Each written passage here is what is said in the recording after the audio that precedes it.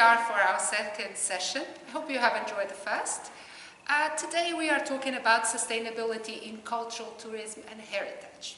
So to start with, we know that cultural heritage strengthens a country and defines its citizens' shared identity. The diversity of heritage allows regional identities to thrive, supporting human dignity, peace, security, and well-being. The cultural heritage of communities can contribute to decent jobs based on local cultural products. Tourism has the potential to promote intercultural understanding and sustainable livelihoods, and cultural heritage and sustainable tourism are strongly linked. So, when we talk about a sustainable cultural tourism, we are talking about an integrated management of cultural heritage and tourism activities in conjunction with local community, creating social, environmental, and economic benefits for all stakeholders to achieve tangible and intangible cultural heritage conservation and sustainable tourism development. Sustainable cultural tourism means preserving cultural heritage for future generations, while at the same time finding a balance and harmony between cultural heritage and the people who would like to experience it. Sustainable cultural tourism aims at assisting heritage conservation and help raising awareness about the importance of heritage conservation for maintaining identity. So how do we do this? How do we put this into practice?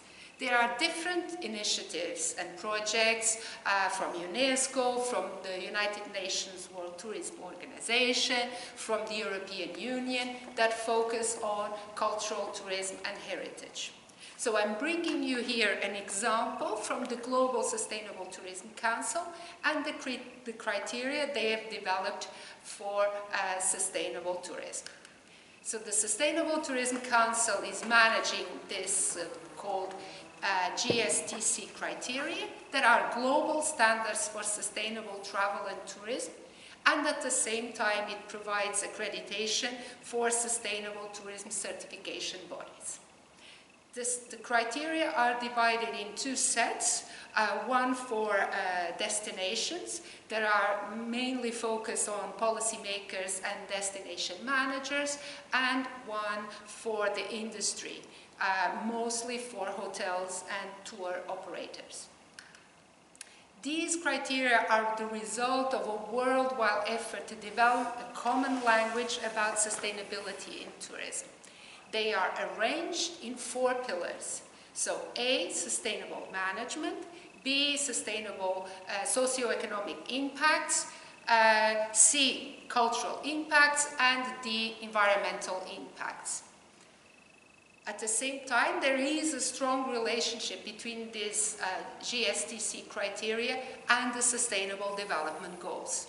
So against each of the criteria in these 4 areas that I've mentioned before, one or more of the 17 Sustainable Development Goals is identified, which is the one that is closely related with that specific topic. So what I'm going to briefly explain you here are this within the destination criteria, for destination management, the ones that are specifically about cultural sustainability, focusing on protecting cultural heritage.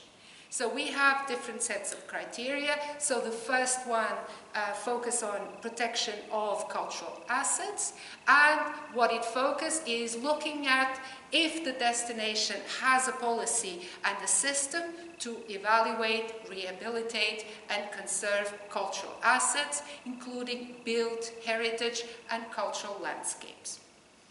A second criteria is about cultural artifacts, and it looks at laws in the destination governing proper sale, trade, display, or gifting of historical and archaeological artifacts. The laws that are enforced are publicly communicating, including to tourism enterprises and visitors. A third criteria focus on intangible heritage, and here we look at if the destination supports the celebration and protection of intangible cultural heritage, including local tradition, arts, music, language, gastronomy, and other aspects of local identity. A fourth criteria looks at traditional access. So it monitors, protects, and necessarily rehabilitates or restores local community access to natural and cultural sites. A fifth criteria looks at intellectual property. So if the destination has a system to contribute to the protection and preservation of intellectual property rights of communities and individuals. In the area of how we manage the visit to cultural sites, one first criteria looks at visitor management of these cultural sites. So looking at if the destination has a system for the management of visitors within and around cultural sites, which takes account of the characteristics of those sites, capacity and sensitivity, and if it seeks to optimize visitor flow and minimize the adverse impacts. A second criteria within this area also looks at the site interpretation. Looking at issues, for example, if there is an accurate interpretive material that is provided which informs visitors of the significance of the cultural and natural aspects of the sites they visit. So and also looks if this information is culturally appropriate, developed with host communities' collaboration, and clearly communicated in languages that are pertinent to visitors and residents. If we look, on the other hand, to the criteria for the industry, and in this case, because they are the ones that are more closely related with this topic, the criteria for tour operators, there is also a specific section on the cultural, how to maximize the benefits of cultural heritage and minimize the negative impacts. So within this area, the first criteria looks at cultural interactions. So looks at issues, for example, the organizations follow international and national good practices and local agreed guidance for the management and promotion of visitors to indigenous communities and culturally or historically sensitive sites in order to minimize adverse impacts and maximize local benefits and visitor fulfillment. A second criteria looks at protection of cultural heritage. So if the organization, the tour operator, contributes to the protection, the preservation, the enhancement of local properties, sites and traditions of historical, archaeological, cultural or spiritual significance, and if it does not impede access to them by local residents.